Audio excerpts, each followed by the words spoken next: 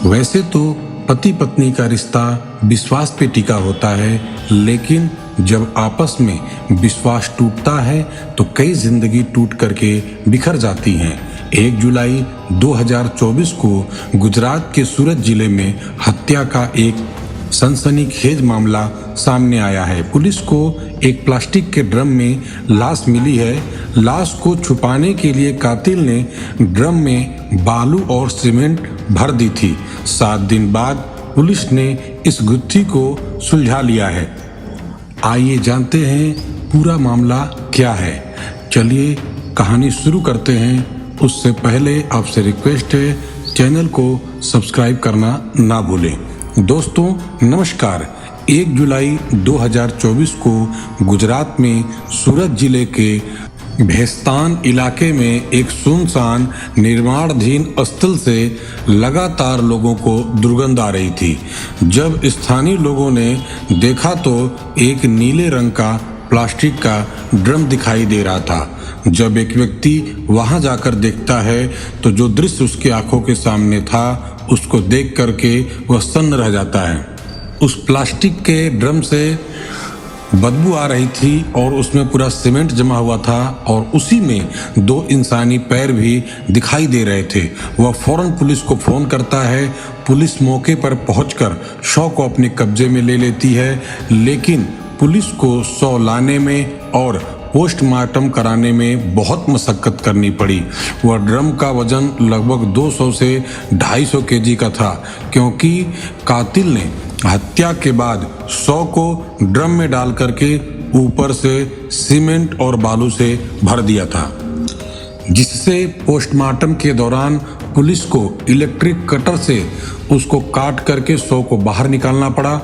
शव भी सड़ चुका था। पोस्टमार्टम में पता चला कि ये शव एक महिला का है और इसकी गला दबा करके हत्या की गई थी और ये हत्या 2 या 3 दिन पहले की गई थी। इस महिला की उम्र लगभग 30 साल के आसपास थी। हत्या की पुष्टि हो जाने के बाद पुलिस ने कत्ल का मामला दर्ज कर महिला की शिनाख्त की कोशिश करनी शुरू कर दी। क्योंकि ये ब्लाइंड मर्डर केस था, पुलिस के पास इसका कोई सबूत नहीं था कि महिला कौन थी, कौन है, कहाँ की थी, कैसे इसका डेथ हुआ, कैसे इसको मारा गया। इसकी कोई भी सबूत पुलिस के पास नहीं थी। लेकिन करीब 7 दिनों की जांच के बाद पुलिस ने इस मृतक महिला की पहचान धर्मिष्ठा कांतिबाई चौहान के रूप में की और इस हत्या के आरोपी जो उसके पति है संजय कर्मशी भाई पटेल को गिरफ्तार कर लिया।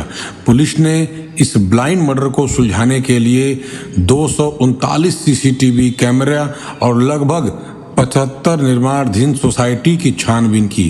पुलिस ने जांच में पाया कि जो प्लास्टिक का ड्रम था उस पर उस कंपनी का नाम लिखा हुआ था।